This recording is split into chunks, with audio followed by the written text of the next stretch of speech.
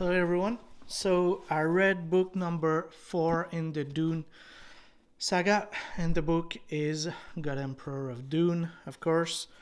Gotta say right away, I really enjoyed that book. Let me just drop it. So, yeah,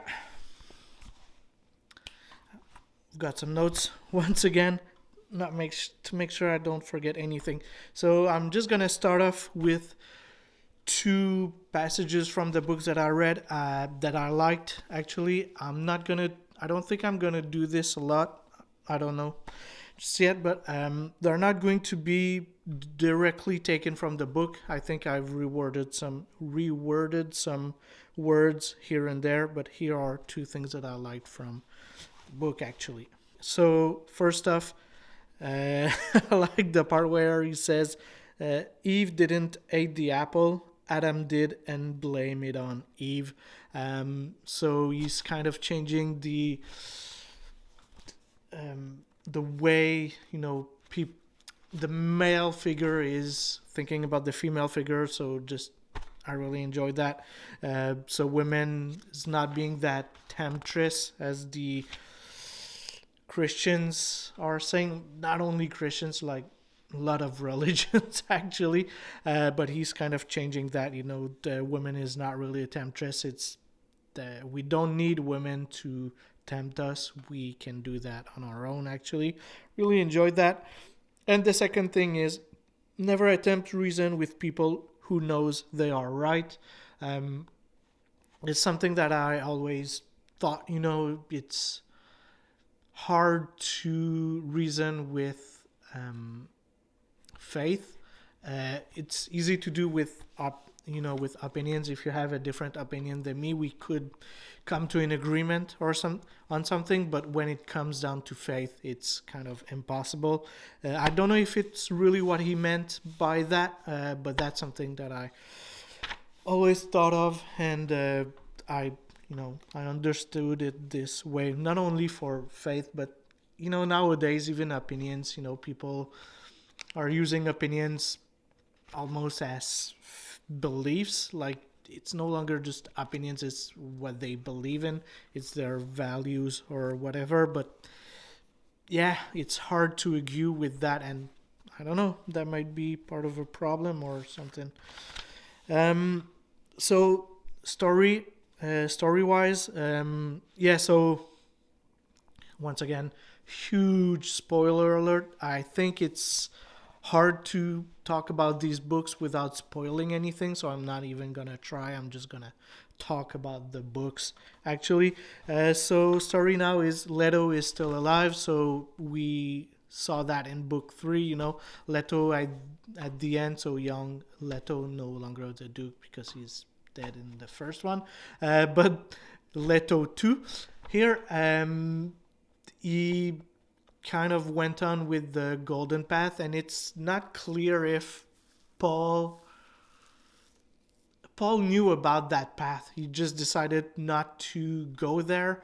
We don't know if it was because he was scared of it, scared of everything that entails, or maybe that there was another way or something. That's something that's not quite clear, and that's something that I very enjoy actually. That it's not clear. You could just assume that Leto is right in whatever he's doing from this point on, or just maybe he's not, and he's just yeah. So Leto is still alive because in book number 3 he had that armor that he built himself from all the sandshrouds, and he's evolving into a sandworm ish actually, because he's moving into a worm to become Shai Hulud, actually, the god worm. But yeah, so he's no longer alive, human. Sorry, he's still pretty much alive in book 4. It's just that he's not really human. He's considered a god, but he's more like the Greek gods. The Greeks pantheons. The gods there are not perfect actually, like at all. They have all these flaws and so on, and Leto is kind of that same type of god, actually, with his flaws and stuff like that, because there are some limits to his powers. And once again, this is something that I very enjoyed, because it's not, clear cut if what Leto is doing is legit or not. And he's always explaining, using the golden path to explain everything that he's doing. But we don't even know if that golden path is legit or not, if it's really the way to go, if there is another path that does exist, but Leto is only talking about this path because we know that Leto is lying sometime to get what he wants. So maybe, once again, this is just him lying or something. But here we are again facing with the Duncan. But it's no longer a Duncan in here, like, at all. In book 2, we could argue, if it was really Duncan or a clone, because it was still kind of Duncan by the end of book 2. He kind of not really removed his Gola side, but he kind of truly became Duncan Idaho. But here, it's just a name, Duncan. He still has these memories, but he's been manipulated. His genes has been manipulated for so long on this point that he's no longer the same guy at all, actually. And that's something that I very enjoyed, like all these Duncans. We don't know how much they are, but we know that Leto has been making these Duncans for 3,500 years at this point, and yeah, so it's no longer Duncan, it's something else.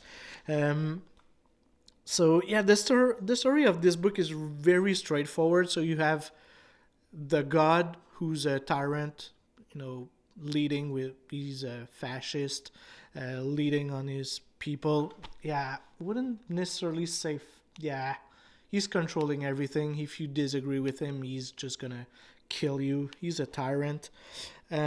So, and the point of the plot of the book, the story of the book, is just Duncan trying to kill Leto, and there are some rebels that are actually trying to kill Leto as well. And so, leader of the rebel is her name is Siona. I don't remember if I think she has her last name. I think it's just Atreides. So she's the descendant of Ganima, Leto twin sister. So she's the descendant of the Atreides, and she's the leader of the rebel. And her and Duncan join together to actually kill Leto, which Leto knows about that and just let it happen to bring back the melange to Dune, so the spice to Dune, actually.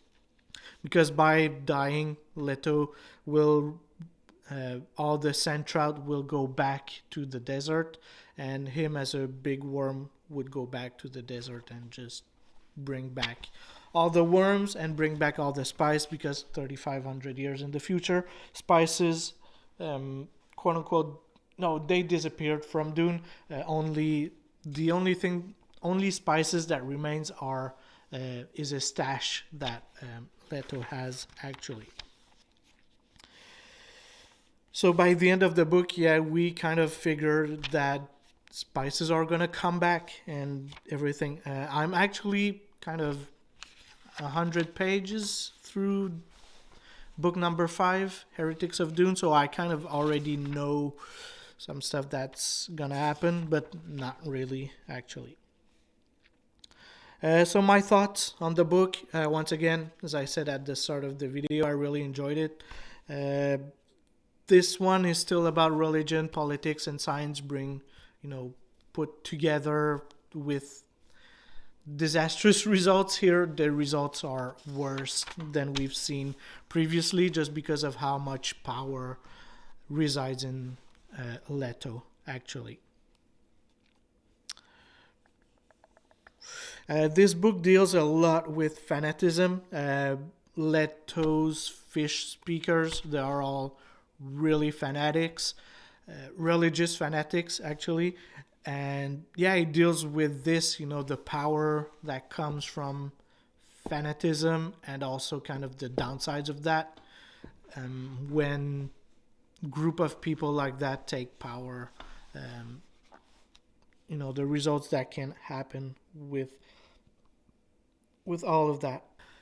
So I really enjoyed the Duncans here. I feel like Duncan Idaho is becoming kind of an archetype. He's no longer a character, but a type of character, I'd say, up to this point. And I know he's back in book number 5, and once again as not really Duncan, but something else. So I really enjoyed that, because in himself, as I said, he's kind of becoming an archetype, the swordsman who's really true to his feeling, to the Atreides family and everything. So I really enjoyed that. He's becoming more than just a character, but he's becoming a character type or something like this. So I really enjoyed that. That being said, at first I didn't really care for Duncan being back. Now, after reading this, and as I said at the beginning of book number 5, I'm glad Duncan is back. I really understand why he brought him back. It's more than just fans complaining that Duncan was dead or something. Now he's really part of the book, and I feel like he's the person that holds everything well together. Having a recurring character like this throughout all the books is just helping me better fully immerse. It helps me to better immerse myself with the story, having this recurring character to it. And as I said, he's becoming more than just Duncan. He's becoming something else, which I really enjoy. That's gonna be it for me, though. Thank you guys for watching. Peace out.